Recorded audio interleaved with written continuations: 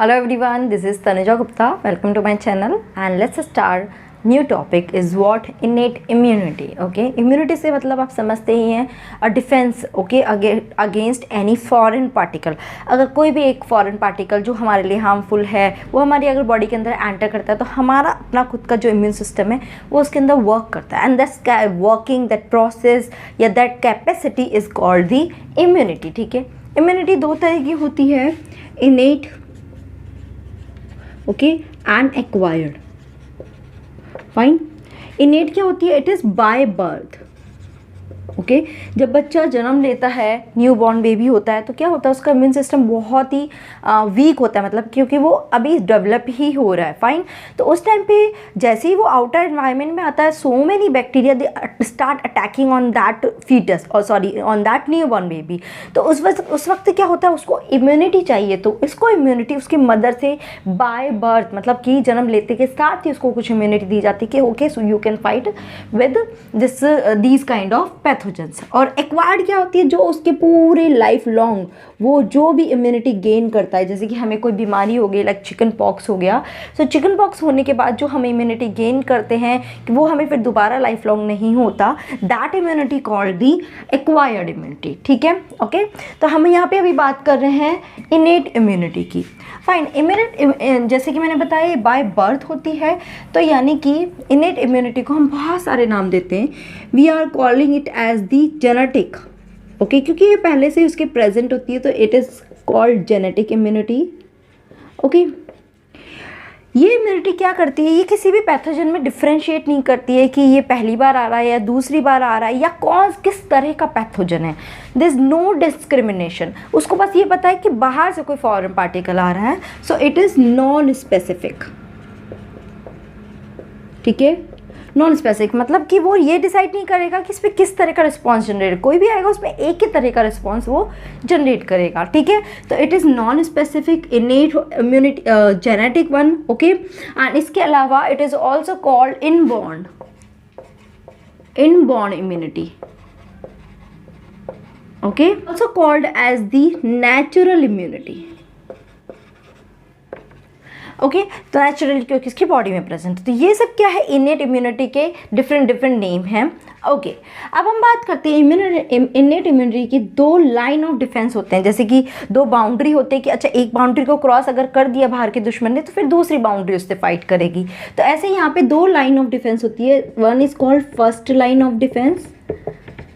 Defence. ठीक है, and second line of defence.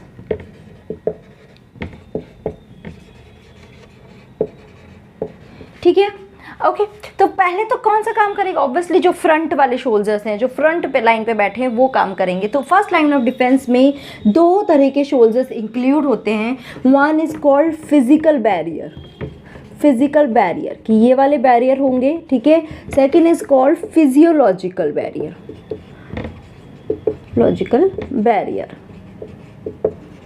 ठीक है, फिजिकल बैरियर को दूसरा नाम भी बोलते हैं anatomical.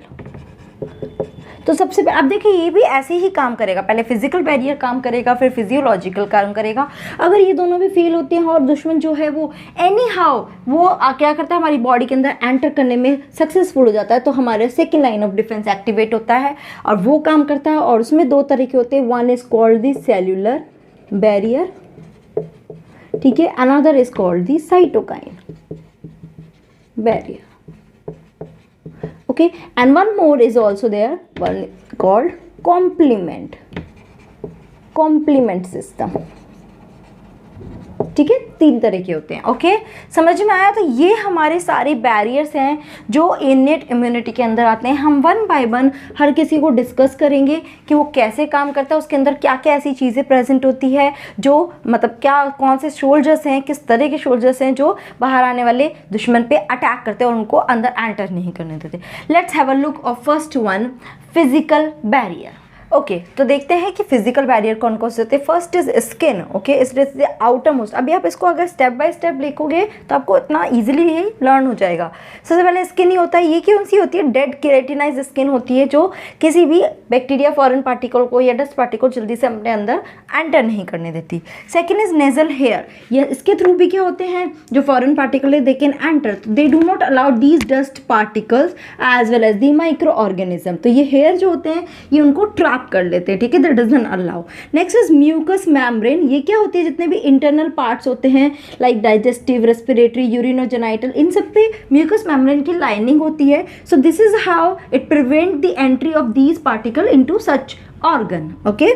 Next is mucus, mucus itself क्या होती है, सीक्रेट होकर क्या करता है, ये बॉडी चैनल मतलब सीक्रेट होकर इसका मेन काम क्या है, जितना भी माइक्रो ऑर्गेनिज्म अगर आ गया है फॉरेन पार्टिकल को उसको एंट्रैप कर लेना, उसको पकड़ लेना, ठीक है।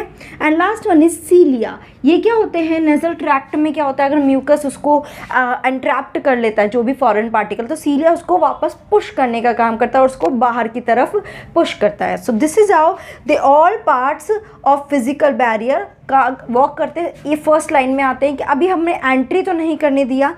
अब देखते हैं एक्चुअली मेन तो काम इसका क्या होता है इनेट इम्यूनिटी में। First role is prevent the entry, second role कि अगर एंट्री हो भी गई तो just initiate the immune system, उसमें कोई ट्रिगर की ज़रूरत नहीं होती जैसे कि एक्वायर्ड में होती है, ठीक है।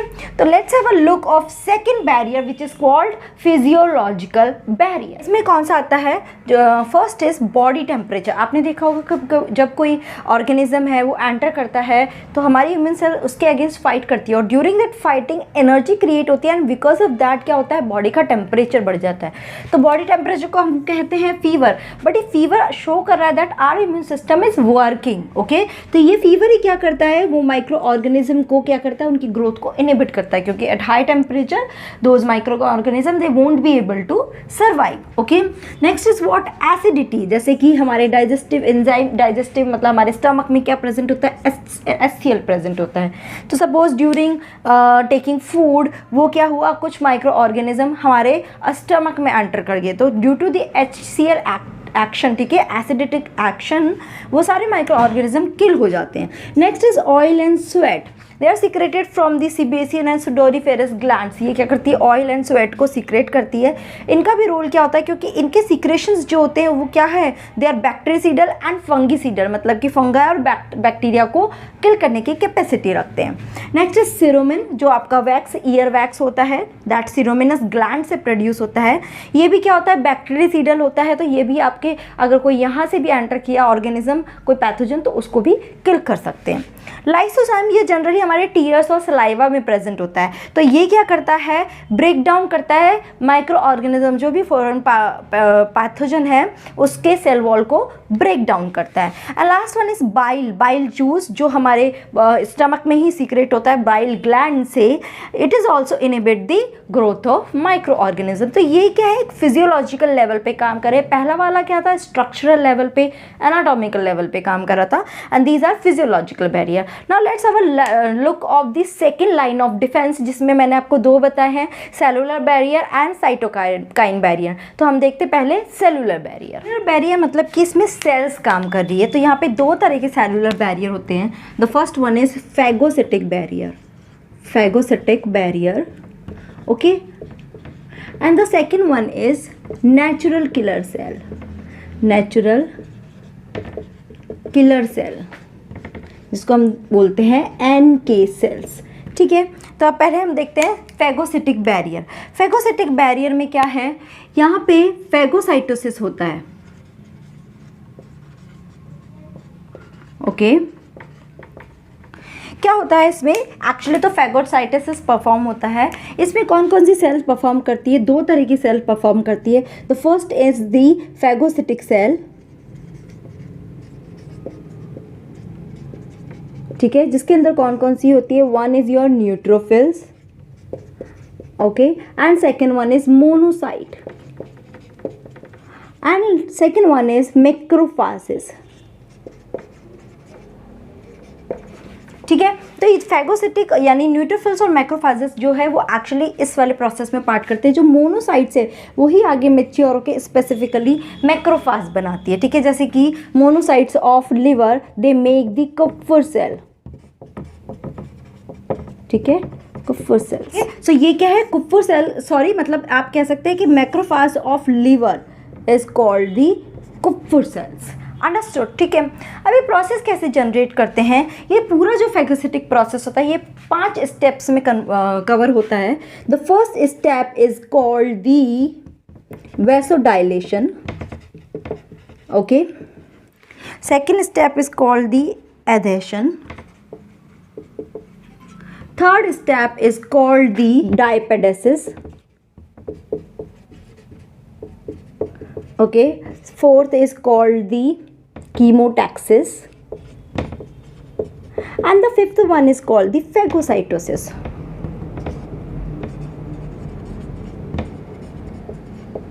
ओके क्या होता है, जब भी बॉडी के अंदर कोई सपोज उसके फिजिकल फिजियोलॉजिकल बैरियर सबको एंटर करने के बाद कोई पैथोजन है वो एंटर करने में सक्सेसफुल हो जाता है, तो it reach near by the blood vessels. यहाँ पे सपोज वो पैथोजन आया, ओके।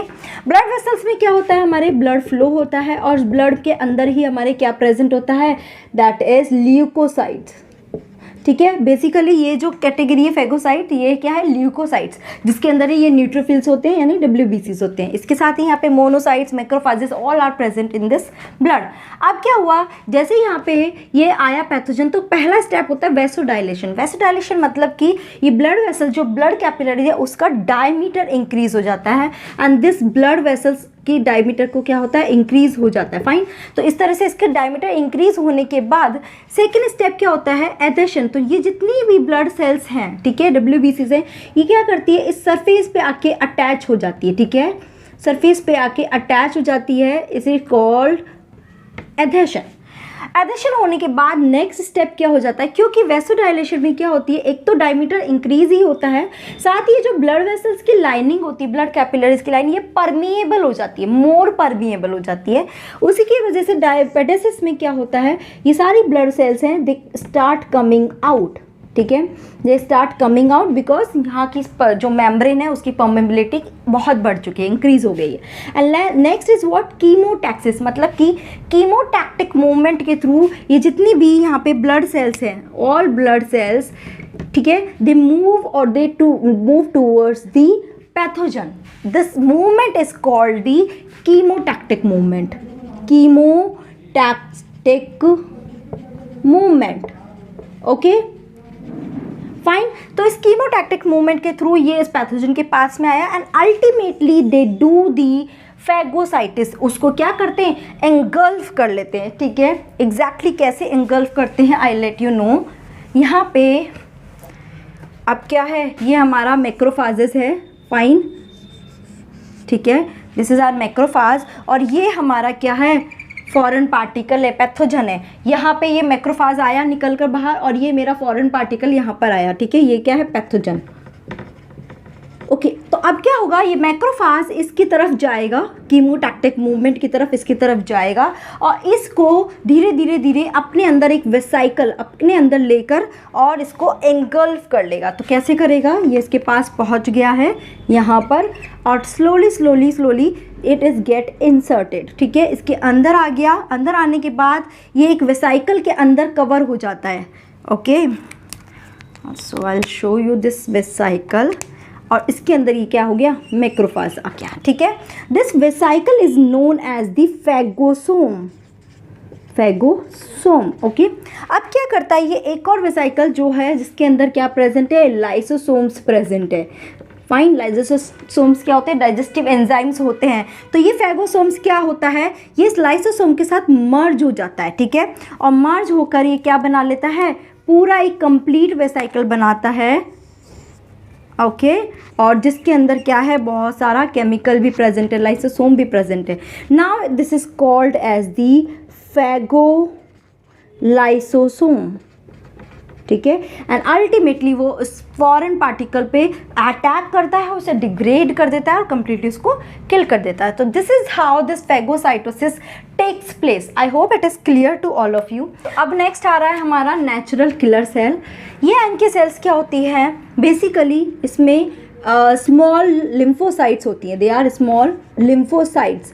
अब आपने नाम सुना होगा कि लिम्फोसाइट्स दो तरह की होती है, B and T lymphocytes, but ये उनसे थोड़ी सी डिफरेंट होती है। तो इसमें बी या टी मार्कर जो होते हैं दे आर कम्प्लीटली एब्सेंट, ठीक है, इसमें नहीं प्रेजेंट होते हैं। दे शो द साइटोटॉक्सिक एक्टिविटी, ठीक है, ओके। साइटोटॉक्सिक एक्टिविटी कहाँ पे बनते हैं, ये बोन मैरो में ही सिंथेसाइज होती हैं, ओके। ये क्या करते हैं, जितने भी वायरस इन्फेक्टेड सेल होती है, वायरस इन्फेक्टेड सेल या बेसिकली मीन ये किसके अगेंस्ट काम करते हैं, ट्यूमर्स के अगेंस्ट, ठीक है, जितने भी ट्यूमर्स है उसके अगेंस्ट काम करते हैं। तो ये नेचुरल किलर सेल क्या होती है, जो भी टारगेट सेल है उसके पास आती है। ये टारगेट सेल जो है उसके अंदर बहुत सारे पोर्स क्रिएट कर देती है। पोर्स बनने के बाद वजह से क्या होता है, so much of water get inside this target cell, ठीक है, बहुत सारा पानी इसके अंदर जाने लग जाता है और जैसे ही वाटर इसके साथ एंटर होता है ये सेल क्या आती है, स्वेलअप हो जाती है, क्योंकि इसकी पेरीफेरी तो उतनी ही है। बिकॉज ऑफ सेलअप अल्टीमेटली क्या हो जाती है, पूरी बर्स्ट हो जाती है, ठीक है, it get burst and ultimately it is lyse. तो this is how target cell का जो लाइसिस है उसको किल किया जाता है। तो this is how this natural killer cell perform its function, okay. Let's have a look of the next one, cytokine barriers. ये क्या होते हैं, they are non antibody protein, okay, exactly ये एंटीबॉडी नहीं होते हैं, कुछ नॉन एंटीबॉडी प्रोटीन्स होते हैं जो क्या करते हैं, इंटरसेलुलर जो भी है सेल के बीच में कम्युनिकेट होने, मतलब कि मान लो एक सेल जो है इन्फेक्ट हो गई, इस पर कोई अटैक हो गया तो ये दूसरी सेल पे अटैक होने से बचाते हैं। ये जो हेल्दी सेल है इसको प्रोटेक्ट करते हैं, तो इनके बीच में एक तरह का इम्यून रिस्पॉन्स जनरेट करते हैं, ठीक है, इम्यून रिस्पॉन्स जनरेट करते हैं एंड दिस रिस्पॉन्स क्या होता है, उसमें ही साइटोकाइनिन क्या है अपना फंक्शन प्ले करते हैं। इसमें क्या होता है, एक होता है इंटरफेरोन, ओके।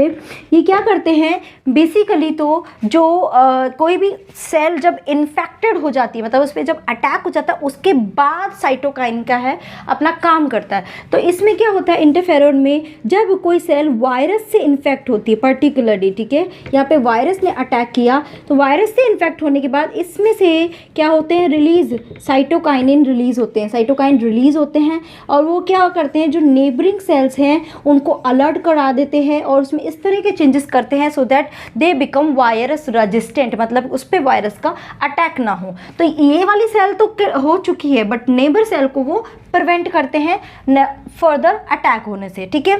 तो इस प्रिवेंशन में ये एक तरह का रोल प्ले करते हैं, एक दूसरा रिस्पॉन्स जनरेट करते हैं जिसको हम बोलते हैं इन्फ्लामेटरी रिस्पॉन्स, ठीक है, क्या बोलते हैं, इन्फ्लामेटरी रिस्पॉन्स। इस इन्फ्लामेटरी रिस्पॉन्स में क्या होता है, इसमें जो सेल है वो क्या प्रोड्यूस करती है, साइटोकाइनिन में कौन सा सेल कौन सा केमिकल प्रोड्यूस करती है, हिस्टामिन एंड प्रोस्टाग्लैंडिन, ठीक है। तो इसमें क्या हुआ, जब भी किसी सेल पे अटैक हुआ तो उसकी जो भी वहाँ की डैमेज एरिया, मतलब सपोज इस एरिया में अटैक हुआ तो यहाँ की जो डैमेज्ड मास्ट सेल होती है, mast cell as well as the blood cells, ठीक है, ये क्या है, डैमेज सेल्स हैं। तो ये डैमेज सेल्स क्या सीक्रेट करने लगती है, ये हिस्टामिन और प्रोस्टाग्लैंडिन सीक्रेट करने लगती है, ठीक है। अब ये क्या करता है, हिस्टामिन और प्रोस्टाग्लैंडिन ये इन्फ्लामेटरी रिस्पॉन्स जनरेट करते हैं। ये क्या करते हैं, उसके अंदर की जो ब्लड वेसल्स है उसके डायमीटर को इंक्रीज कर देते हैं। डायमीटर इंक्रीज होने की वजह से क्या होता है, ये डैमेज जो ब्लड, इसके अंदर क्या है, ब्लड के अंदर प्लाज्मा है और इसी के साथ ही यहाँ पे क्या प्रेजेंट है, दैट इज फैगोसाइट्स, ठीक है। तो इसमें क्या है, प्लाज्मा और फैगोसाइट दोनों प्रेजेंट है ब्लड के अंदर। तो जैसे इसका डायमीटर इंक्रीज होता है these both comes out of these blood vessels, बाहर आने के बाद ये सपोज ये एक इन्फेक्टेड एरिया है तो यहाँ पे आके क्या होता है, यहाँ पे इसका फ्लूइड जो है, प्लाज्मा है, प्लाज्मा फ्लूइड जो है यहाँ पे आके सीक्रेट होने लगता है। तो ये इस एरिया में बहुत ज़्यादा प्लाज्मा आ जाता है जिसकी वजह से यहाँ पे क्या हो जाती है, स्वेलिंग क्रिएट हो जाती है, ठीक है। स्वेलिंग आपने देखा होगा कि अगर मॉस्किटो बाइट करता है तो वहाँ पे क्या होता है, एक स्वेलिंग क्रिएट हो जाती है जिसको हम बोलते हैं एडिमा, क्या बोलते हैं, एडिमा, ठीक है। ये शो करता है कि वहाँ पे क्या हो रही है, हमारी इम्यून सेल्स आ रही है और वर्क कर रही है, ठीक है। तो दे क्रिएट अ स्वेलिंग, क्योंकि वहाँ पे इतना लिक्विड इकट्ठा हो जाता है, इतनी ब्लड सेल्स आ जाती है, तो वहाँ पे स्वेलिंग क्रिएट होने लगती है। और ये प्लाज्मा में कुछ सीरम प्रोटीन होते हैं, ठीक है, जिनके पास कौन सी एक्टिविटी होती है, एंटी बैक्टीरियल एक्टिविटी होती है। तो वहाँ पे जितने भी बैक्टीरियाज होते हैं उन बैक्टीरिया को ये किल कर देते हैं। इसके अलावा जो ये फेगोसाइट्स है, ये भी जो बाहर के जो पैथोजेंस आ रहे हैं उनका क्या कर देती है, फेगोसाइटोसिस कर देती है। ओवरऑल अगर मैं देखूँ तो सबसे पहले जब भी इन्फेक्शन होता है तो वहाँ पर क्या होता है, रेडनेस क्रिएट होता है, ठीक है। उसके बाद वहाँ पर स्वेलिंग क्रिएट होती है, ठीक है। रेडनेस इज बिकॉज बहुत सारी ब्लड सेल्स इस एरिया में आ रही है, इन्फेक्टेड एरिया में, तो रेडनेस हुआ। देन स्वेलिंग बिकॉज बहुत सारा plasma fluid is coming out over there उस वहाँ पे। And next one is what, heat create होती है, क्योंकि इतनी सारी सेल्स वहाँ आकर फाइटिंग कर रही है तो वहाँ पे हीट क्रिएट होता है। And third one is pain create होता है and last one is heat create होता है। तो इस तरह से ये 4 स्टेप होते हैं इस इन्फ्लामेटरी प्रोसेस के अंदर, तो इस तरह से ये काम करता है, ठीक है। नेक्स्ट जो आता है हमारा, that is complementary system, complementary system, ठीक है, complement, okay. So this complement system, इसको हम नेक्स्ट वीडियो में देखेंगे। यहाँ तक अभी बस इतना ही। If you have any doubt in this video, please put your query in the comment box. I will definitely clear. And if you really understood this video, please hit the like button, subscribe and share this channel. So thank you so much guys for watching this video.